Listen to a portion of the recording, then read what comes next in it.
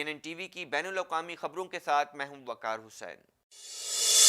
London میں منعقد ہونے والے اجلاس میں ان تمام ممالک کے نمائندگان نے شرکت کی ہے جن کے شہری طیارہ حادثے میں ہلاک ہوئے تھے۔ اجلاس میں کینیڈا کے علاوہ یوکرین، سویڈن، افغانستان اور برطانیہ کے نمائندوں نے شرکت کی۔ مزید احوال اس رپورٹ میں۔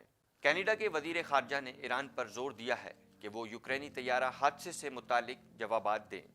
لندن میں طیارہ حادثے کی تحقیقات سے متعلق اجلاس میں شرکت کے بعد کینیڈا کے وزیر خارجہ کا کہنا تھا کہ حادثے میں ہلاک ہونے والوں کے اہل خانہ کو ایران کے طیارہ مار گرانے پر جواب چاہیے۔ انہوں نے کہا کہ ایران سے جواب ملنے تک دنیا چین سے نہیں بیٹھے گی۔ عالمی برادری کو جواب چاہیے۔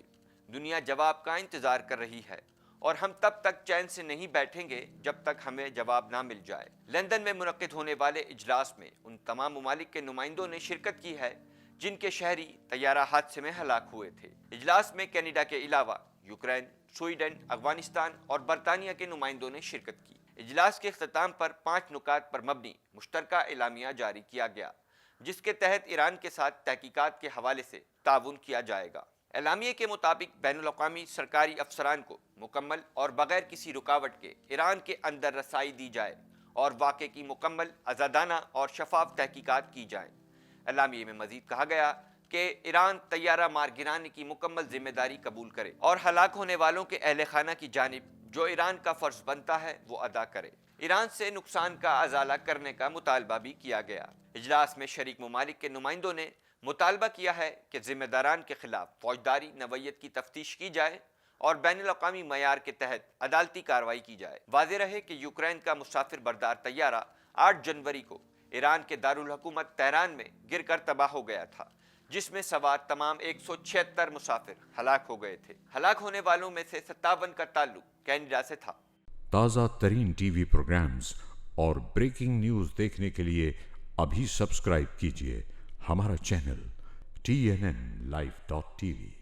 ٹورنٹو میں حالیہ سرد موسم نسبتاً پرسکون رہا ہے جب شہر میں دسمبر اور جنوری کے مہینے میں قابل ذکر برفباری دیکھنے میں نہیں آئی، تاہم اس ویکینڈ پر صورتحال تبدیل ہونے جا رہی ہے۔ مزید احوال اس رپورٹ میں۔ ٹورنٹو میں حالیہ سرد موسم نسبتاً پرسکون رہا ہے جب شہر میں دسمبر اور جنوری کے مہینے میں قابل ذکر برفباری دیکھنے میں نہیں آئی، تاہم اس ویکینڈ پر صورتحال تبدیل ہونے جا رہی ہے۔ انوائرمنٹ کینیڈا کی جانب سے ایک خصوصی بیان جاری کیا گیا ہے جس میں اس ویکینڈ پر شہر میں شدید برفباری کی پیشگوئی کی گئی ہے۔ محکمہ موسمیات کی پیشگوئی کے مطابق ابتدائی طور پر 10 سے 15 سینٹی میٹر تک برف پڑ سکتی ہے جبکہ شہر میں بارش کی بھی توقع ہے۔ ہفتے کی دوپہر کو GTA میں برفباری کی شدت میں اضافہ ہوگا جس سے شہریوں کو سفر کرنے کے دوران دشواری کا سامنا کرنا پڑ سکتا ہے۔ برفباری کے بعد بارش کے سبب شہر میں سیلابی صورتحال بھی پیدا ہو سکتی ہے۔ انوائرمنٹ کینیڈا کی جانب سے کہا گیا ہے کہ پیر کے روز درجہ حرارت -20 تک پہنچ سکتا ہے جبکہ فروسٹ بائٹ کے امکانات بھی پیدا ہو سکتے ہیں۔ تازہ ترین ٹی وی پروگرامز اور بریکنگ نیوز دیکھنے کے لیے ابھی سبسکرائب کیجیے ہمارا چینل TNNLive.tv۔ کیوبیک بھر میں حالیہ چھٹیوں کے سیزن میں ٹریفک قوانین کی خلاف ورزیوں کے جرم میں 844 افراد کو گرفتار کیا گیا۔ مزید احوال اس رپورٹ میں۔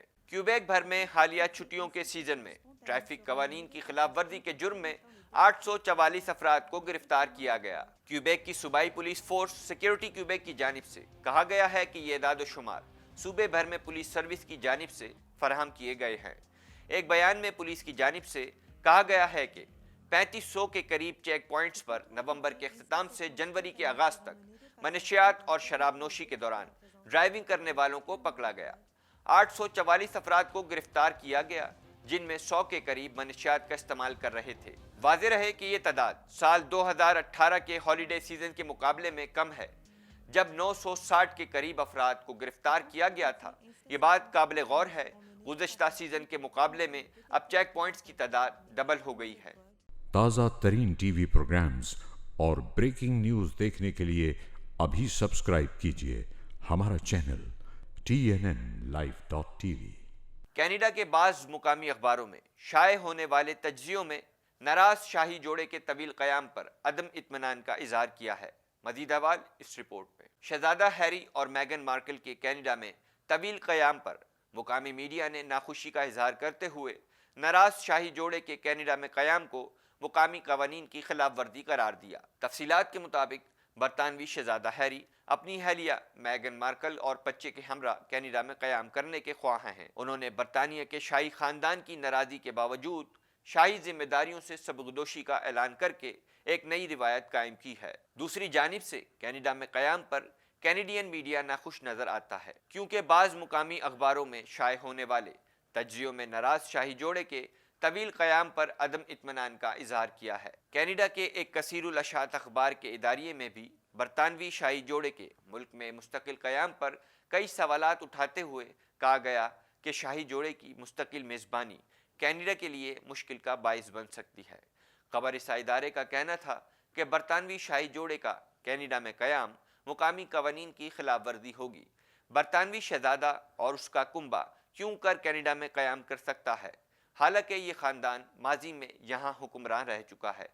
اخبار کے اداریے میں کہا گیا کہ شاہی جوڑے کو کینیڈا میں رہنے کی اجازت کینیڈین حکومت کی رازداری برقرار رکھنے کی کوششوں میں رکاوٹ بن سکتی ہے۔ دوسرا یہ کہ برطانوی شاہی جوڑے کا یہاں طویل قیام برطانیہ اور کینیڈا کے درمیان تعلقات میں خرابی کا باعث بن سکتا ہے۔ اداریے میں کہا گیا ہے کہ 1931 کو ویسٹ منسٹر لاء کے تحت برطانیہ کے ساتھ کینیڈا کے تعلقات کو ایک مساوی اور آزاد ملک کے طور پر واضح انداز میں تسلیم کیا گیا تھا۔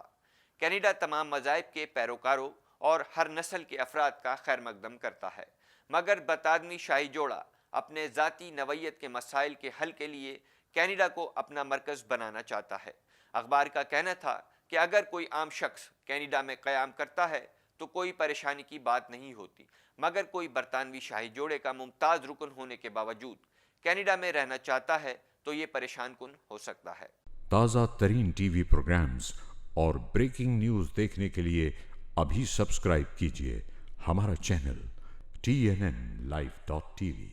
امریکی صدر ٹرمپ کے خلاف مواخذے کے 2 آرٹیکلز ٹرائل کے لیے سینیٹ بھجوا دیے گئے، جن پر کارروائی کا آغاز آنے والے دنوں میں ہوگا۔ مزید احوال اس رپورٹ میں۔